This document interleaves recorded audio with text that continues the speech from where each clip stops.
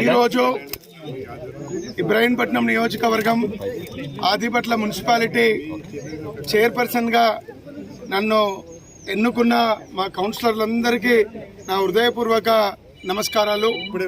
మీ అందరికి తెలుసు, 3 నెలల క్రితము మేము కలెక్టర్కి అవిశ్వాస తీర్మానం నోటీస్ ఇచ్చినాం.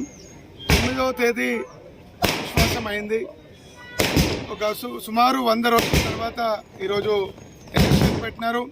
ఈ ప్రక్రియలో సహకరించిన హైకోర్టుకు, అదేవిధంగా మా ప్రభుత్వానికి, ముఖ్యమంత్రి గారికి, ముఖ్యంగా మా గురువు గారు నాకు ఈ విషయంలో బాగా సహకరించిన కోమటిరెడ్డి వెంకటరెడ్డి గారికి, మా గౌరవ ఇబ్రాహీంపట్నం శాసనసభ్యులకు, ముఖ్యంగా మా కౌన్సిలర్లందరికీ, మా వెన్నంటే ఉండి మమ్మల్ని ప్రోత్సహించిన మా మిత్రుడు గోపాల్ గౌడ్ గారికి, జంగయ్య సార్ గారికి, అదేవిధంగా మా కుటుంబ సభ్యులకు, మా ఆదిపట్ల మున్సిపాలిటీ ప్రజలందరికీ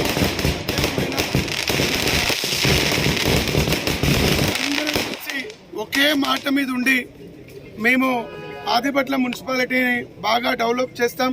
దీనికి మా ఆదిపట్ల మున్సిపాలిటీ ప్రజలు, ముఖ్యంగా మా కౌన్సిలర్లు అందరం కూడా ఒక్క తాటి మీదకి వచ్చినాం.